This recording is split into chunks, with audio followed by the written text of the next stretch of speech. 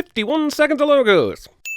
Woman running from someone or something through a wooded area at the beginning of a horror movie cliche. Also, we find out later that Sloane was kidnapped and taken to this island on a boat, so I'm not entirely sure how she escaped and started running through the jungle. I guess it doesn't matter, much like everything else in this flick. Jesus, that is the loudest and most obnoxious telephone ring I think I've ever heard. I wonder if in the advertising it says something about being the perfect phone to provide jump scares if you're planning on kidnapping and torturing people. I've been taken to some crazy island. Calm down, I know where you are. Stay there. I will send help. If Rourke knows where Sloane is, then why is he calling her in the first place? Does he know that this is a horror movie and it'll be creepier when he says her name, even though she didn't give him her name? Don't say the plane, don't say the plane. The plane. Damn it! Okay, for the last time, guys, Rourke's wedding ring is not his totem. Smiles, everyone! Smiles! If the idea is to put on a happy face and make sure all the guests are put at ease upon arrival, maybe putting Milton at the front and center of the welcoming committee isn't the best call. Welcome to Fantasy Island. Roll credits. That would improve your viewing experience, trust me. Well, I heard Rourke's family bought this island from natives like 200 years ago for 6 cases of rum. Well, I heard that he was an angel investor in the 90s and got bored with Silicon Valley. Shh, Melanie, Jimmy O. Yang is right there. Manners. And opened an amusement park? It looks nothing like an amusement park. Here, anything and everything is possible. Which makes the 4 terribly boring fantasies we'll be watching all the more infuriating. We could have had someone be a superhero or people hanging out with dinosaurs, but instead we get a load of boring and Lucy Hale playing out the leftover scrap from the Hostel franchise. Excitement? You guys high-five a lot? All the time. Character development. According to movies, the only way to know someone is dying of a deadly disease is a bloody nose. Nowhere nearly burnless Nick will show up throughout this movie to foreshadow that the characters are in someone else's fantasy, but that's about it. He serves as a catalyst for jump scares only. Sorry, I'm double fisting. No, you meant the drinks. You boys can always take Patrick's bungalow and he can bungalow with me. This is kind of a weird thing to say when you're plotting his death, but I guess if praying mantises can do it, so can we. Why wouldn't we? Because fantasies rarely play out as you or I might expect, but they always play out exactly as they should. Well then, you can no longer call them fantasies, can you? If my fantasy involves, say, tentacles, I probably should die, but the only way that fantasy plays out that makes me happy is being wrapped in the slimy embrace of my handsy squid buddy. Oh, well, my brother and I still don't have our rooms. That's because, gentlemen, your fantasy begins now. But Patrick just asked when the fantasies began, and Rourke said, After a good night's rest. This is already feeling like a fantasy of lies. This looks like fun, but the fantasy is tantamount to you finding a quiet corner in the Playboy Mansion and reading a glamour magazine. It really sucks when you think you're at home having a big party, but it turns out that you're actually at Burning Man. Good morning. Seems like the servants around this island would be told to do absolutely nothing creepy until asked for by the guests. So if I had one wish, I guess it would be to get a do-over. Why is Rourke interviewing Gwen right now? Doesn't the island know what the fantasy is supposed to be? You drink the water, you get the fantasy. This is a challenge, and I accept. I already told you that I have no power over any of this, and that's absolutely true, but I'm going to make it seem like in this one instance of the movie that I do have power to stage your fantasy. I don't speak to you for 5 years and you just show up here looking great. By the way, you haven't aged a day. I saw you in my bed this morning. It seems like there are certain things Rourke could let the guests in on prior to the introduction, because not knowing that this is in Alan's mind 5 years ago makes Gwen sound like a crazy person, and she is more likely to be carted off to the mental hospital than to get a marriage proposal at this point. This is not what I wanted. So the serving staff are actual people that work on the island, but everyone else in the restaurant is part of the fantasy? If the island was going to create restaurant patrons along with Alan, why wouldn't it create servers and cooks as well? It's not real. Is it? This is Fantasy Island. It's as real as you make it. Rourke kind of comes off like an ass here, but he's not wrong. It's called Fantasy Island, Gwen. It's not called Real People Island or Second Chance Island. What are you not getting here? So I became a cop. Figured I'd do some good, see some action. But you didn't? Well, there was an incident. I have no idea how Melanie figured out Patrick was in some small way responsible for Nick's death. Was there a newspaper headline that read, "Apartment fire leads to 1 death. Asshole cop didn't risk his life"? Inside, push the button for the floor with no name. I think the instruction you were looking for was press the bottom button, or press the button with a snake next to it, or simply press the snake button. Okay, I'm on Fantasy Island. I'm in a super creepy control room, and I'm about to get this thing started. Once you know the ending, this entire sequence becomes problematic as since she was behind this whole thing, and it will be revealed eventually. Why would she chance having any video evidence that could potentially incriminate her? Yes, she uses the evidence to show Sloane that she's actually a good person for a fleeting moment later in the movie, but as you'll soon find out, it's really just a red herring for us, the audience. Facebook. Call of Duty time. Enjoy. Yeah, but Call of Duty usually requires you to have a gun as well, and Rourke only gave Patrick fatigues. Isn't there some sort of like guest fantasy confidentiality policy or something? It's odd that Chastity didn't react to the mention of guest fantasy confidentiality when it's made clear that the side characters in other fantasies have no clue they're part of anything. Why is the Brax and JD fantasy any different? There's no excuse for 14 boxes. I get that Brax and JD's fantasy started the previous night, but a lot has happened between Gwen's fantasy starting and now. How long have they been at this restaurant? Dude, you will not believe what they have in my exact size. How would they both keep closets in only one of their rooms? How do the soldiers hear the grenade from JD's fantasy in Patrick's fantasy? If everyone really is in Melanie's fantasy the whole time, why is Melanie fantasizing about the other's fantasies? Yeah, I'll take a look. Leave him alone, him off. Him off? As in first name Jack? She's still looking for help. The last time we saw Melanie, only about 3 minutes had gone by before she started yelling for Rourke. So apparently she's been trying to contact Rourke for 28 minutes and hasn't tried anything new since then. Kinda makes you wonder why this guy even wears a mask if he's got such a rad staple mouth. Also, does this mean that Melanie's real-world shrink had his lips sewn shut? Or are we supposed to believe this is actually Dr. Torture and someone on the island stapled his lips shut and made him agree to torture Sloan? Did Melanie know he was going to be there as well? Do fries come with Melanie's shake? Wait. This is my fantasy. Just do it. That's not how this movie says the island works. If it did, JD and Brax wouldn't get attacked by drug dealers, Patrick wouldn't get kidnapped by soldiers, and Gwen wouldn't suffer marriage. This works. How's it nighttime already? Melanie and Sloan just escaped a second ago, and it was still daytime then.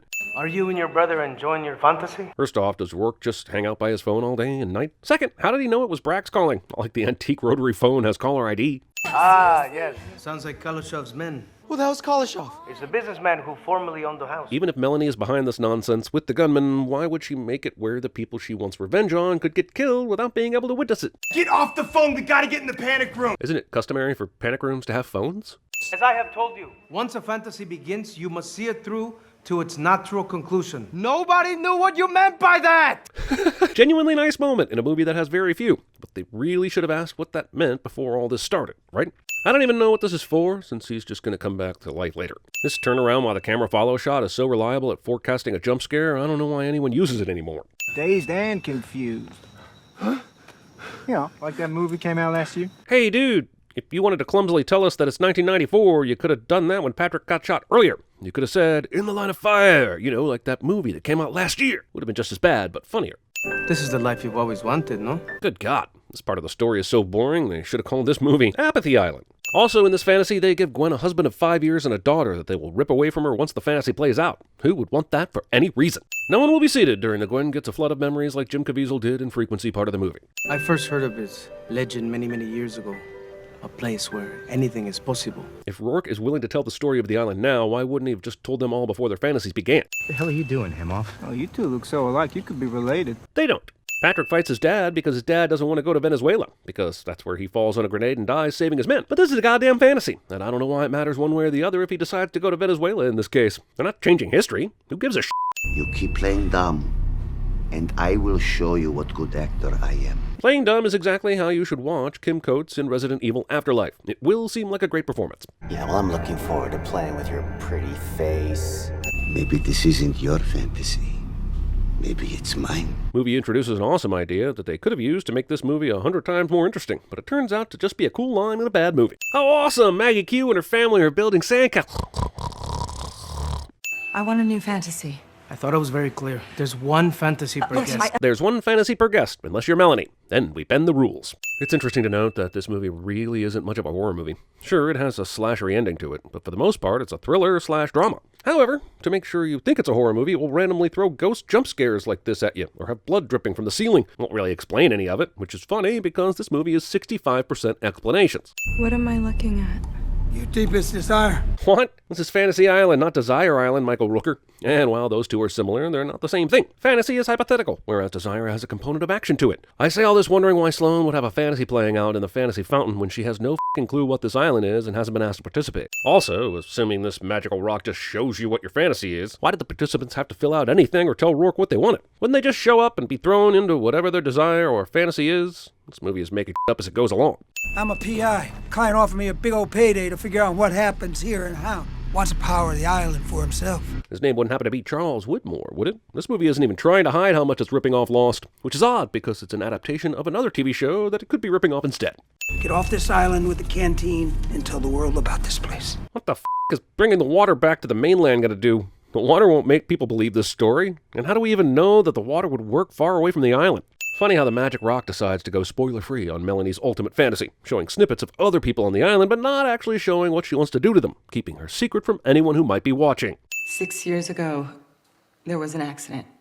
A fire in my apartment. Much like Patrick does earlier, Gwen starts remembering the fire that ties everyone together. Maybe this has something to do with them being in Melanie's fantasy. However, Brax and JD never seem to get reminders about the incident, so I'm calling bullshit on that possibility. I'm not asking for a new one.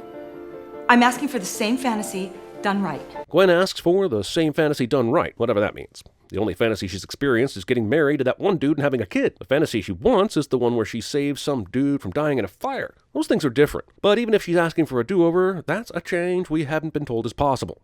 Also, if she truly wanted to save a man's life, the island should have known that. We've been told time and again that the island knows what you want. If I had known when I got off that plane that I could change the past, there is no question what I would have chosen. But how does Gwen know that she can change the past? The husband and daughter fantasy will end once Gwen leaves the island. There's been nothing shown that would lead her to believe she could change the past for good. Oh, but those aren't the only rules, are they? You have one of your own.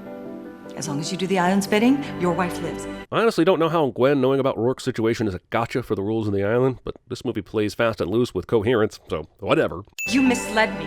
My fantasy was to have a do-over, but that's not the do-over I wanted. You're willing to risk your life over it? If the island was telling Rourke that he needed to fix Gwen's fantasy, then it would have told him, I'm sure. It's not like the island's been telling him, dude, you f***ed up a fantasy, I demand you give her the chance to save Nick, and he's just been ignoring it the whole time. If the island was really going to let Gwen get a do-over, then why wouldn't it have sent her back to right before the fire started so she could just prevent it from ever happening? I mean, this island is seriously a bag of dicks. You can just say sorry. Yeah, that would be a start. He was talking to you. I was talking to you both. Movie has time for this. God, the fact that Patrick's fantasy somehow merges into JD's fantasy is total bullshit. If there were rules in place that made all the fantasies work together, that would have been great. But this is thrown in so the movie can remove the characters from their fantasies and get to the twists it so desperately wants to reveal. It's gonna take more than a shotgun to save you and your idiot brother. Something like this? So after one little grenade lesson from JD that he learned from the very factual band of brothers, Brax is able to pull off this scenario without blowing himself up. And that's a bunch of bullshit. Tough guy. Come on. Brax realizes the mask doesn't disguise the fact that he's not wearing the gunman's clothes, right? Because I'm not sure he does. These blood eyes are apparently cued to not go off until after the guest looks away. I do like my blood eyes to have a sense of dramatic timing. I thought you were a hologram. And here is the proof that I saved you. We find out later the reason she did this was so that she could prove to Sloane that she wasn't worthless, just before she kills her. But think about all the shit that needs to happen for her to even bring this up. She was actively trying to hide her identity from Sloane this whole movie, until Michael Rooker spilled the beans. I'm not trying to make excuses, but I felt you pulling away from me, so I wanted to hurt you. There is no defending the way that I treated you. Killing 2 forgivenesses with 1 apology. I think this is someone else's fantasy. So wait, just because you saw people you know from the island and the burning building fantasy, you somehow immediately correctly make the assumption that you're in someone else's fantasy? How did you find us? We're looking for Rourke. So we went to this weird elevator and pressed the snake button because where else would that asshole be? Also, Rourke just comes out of a very normal room of the house when they all go back upstairs. Not like that asshole was hiding or had any reason to hide. We weren't brought here to have our own fantasy. We were brought here to be a part of someone else's. Except for Sloane, who was kidnapped instead of winning a contest like everyone else, and that needed to happen because, well, I honestly have no f***ing clue. JD wanted to check on Nick's room, but I thought he was out with a girl, so I made JD run. Yeah, I mean, it would have taken 3 seconds to check on Nick, but it was probably best to just go with your assumptions there. How are you not racked with insane guilt over that guy's death? You were there. You did nothing. Yeah, he was a cop. Sure, it would have been heroic to run into a burning building to save Nick, but that's what firefighters do. Are we really giving this guy shit for that? Why couldn't the movie just have made him a firefighter? I didn't see you. You would think that the one person who wasn't anywhere near the fire would come under a lot more scrutiny, no matter what story she told, but everybody just accepts that Melanie only had a minor connection to Nick. So this is one big revenge fantasy? Correct. So if this is one big revenge fantasy, why did all the people Melanie wanted dead get to live out their own personalized fantasies? I'm getting a sense that the island itself was confused, like it said to Rourke, so she wants to kill all these people. I can provide that fantasy for her, but she wants it to be real, so I guess you're going to have to invite them here, but they will have to get fantasies too, and I'm not really providing a fantasy for Melanie in so many words, I'm just the setting for her elaborate murder scheme. Give me a few days, I can probably figure this out. Wait, they're already here? Also, since all the people are here willingly, how did Fantasy Island manage to coordinate a time when everyone was free to take a vacation? Also, Rourke explains that this will end in their deaths if the island demands it. If you're setting up a revenge fantasy on this island, would you ever agree to the possibility that it may not grant your wish? This movie really seems to swing back and forth between Rourke controls the fantasies and the island controls the fantasies whenever it's convenient. Since Melanie is the one who has the revenge fantasy, why are these guys shooting a rocket at a group of people that includes Melanie? This could be her dying wish. Okay, but then why would she save you from the fire? So Gwen could tell us why we're here. It's not really a satisfying revenge if your victims are oblivious. Which makes a lot of Melanie's decisions odd. She's almost died several times at this point. And JD did die. So not only will everyone not be there to hear her confession, she almost wasn't there to give it. If Patrick is going to find Gwen, why would he walk in the opposite direction that she did just a minute ago? Patrick gets dragged under the water by a bunch of ghouls, but when we see him again, he emerges from the water like it was a minor inconvenience. Why would the island orchestrate something so dangerous yet so feeble? Then he has to fight his ghost dad, but it's not Bill Cosby, so it's no real threat. Double the double day, double the portions. I killed Daddy. Kids. Also, I get that Sloane, Brax, and Patrick were just visited by remnants of their past, but for Gwen, Lila didn't exist until the fantasy, so I'm not sure this is really the trigger that the island seems to think it is. You could have had Nick back. It would have been fake. I agree that nobody knows what this island is or does, or what the rules are, but why would it allow her to really kill the people responsible for Nick's death, but not allow her to get Nick back? She could have done the killing back in her hometown. She didn't need Fantasy Island. But you saved me. That was an act. Why? So you could finally see my worth.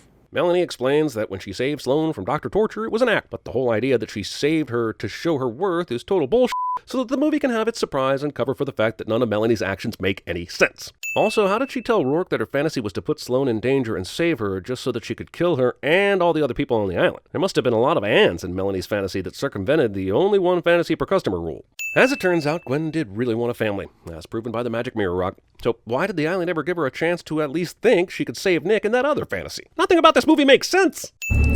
Julia, is your fantasy? How does the rock decide which fantasy it's going to show? Rourke is all the way the hell over here, and Gwen is much closer to the rock. Earlier, when the rock was showing Sloane's fantasy, it waited until Melanie got close enough to show hers. He's the genie, and this island is his bottle. Trapped forever. Except he can actually stop her. He's just choosing not to. Not exactly the same thing. They're not the island's guests. They're yours. So, wait, did Melanie ask Rourke for this revenge fantasy, and the island didn't even tell him that he had to go through with it, and he did it anyway? Every time this movie tries to explain something, it opens up even more questions. Patrick's still alive? God damn it, I have no idea what's going on. All of my guests get a fantasy. So if you drink the water, you get one. Is she really a guest, though? She was kidnapped. Sloane's fantasy? What, that she and her husband get to be together forever? No. That you and Nick do. Those are the rules. So then, does what the rock shows not really mean anything? Because if it showed earlier that Sloane wanted to get back with her husband, how was she allowed to change it? Oh, f*** you. So you're saying that because Sloane drinks the water and creates a fantasy where Melanie dies, Melanie just doesn't get to have her fantasy now? To be truthful, there are so many layers of bullshit here, it might make sense. After all, Melanie's fantasy isn't even a fantasy. It's premeditated murder that Rourke is facilitating. Or maybe the island washes its hands of Melanie's bullshit. Fantasy island. It's uncanny how this movie knows what you're going to say to your friends after you watch it. Damn, ghosts on this island have a terrible drowning grip. They can't keep anybody under. Where's Patrick? He died as a hero. He made his father proud. He made his dead father proud? That's quite the trick. I stay here, protect this place, and live my life without regret. And we're just going to look over the whole thing where you've been bringing the same woman back to life over and over again so she can then die a painful death. Not to mention your hand in planning a bunch of people's murders. Technically, you partook in your brother's fantasy, so the island can grant you one. His fantasy is to bring his brother back to life, which the island grants as long as Brax stays on the island and helps Rourke out. Why aren't more people given this chance? Why does this fantasy allow JD to live without any of the f***ed up consequences? When Rourke asked for his wife back, the island granted it, but just like the monkey's paw, it decided there needed to be strings attached. Not so in this case, unless they were planning that for the sequel. Sequel. Man, this is some serious shoehorning being done by this movie right here. His name is Tattoo because he got a tattoo that reads tattoo. Hardy, har, and...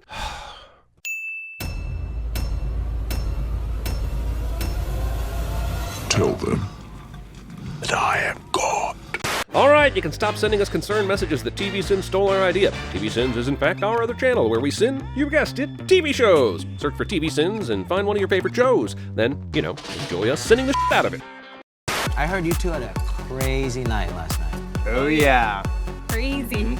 How much he cried. Eric, he starts crying in Taco Bell. Oh, great!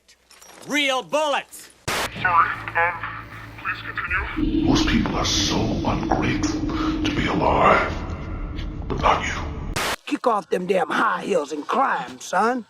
Unless your fantasy is to die, you better come with me. Come with me if you want to live. Dazed and confused. That's what I love about these high school girls, man. I get older, they stay the same age. You know what a hero is? Nothing. Get shot at. Get a little pat on the back, blah, blah, blah.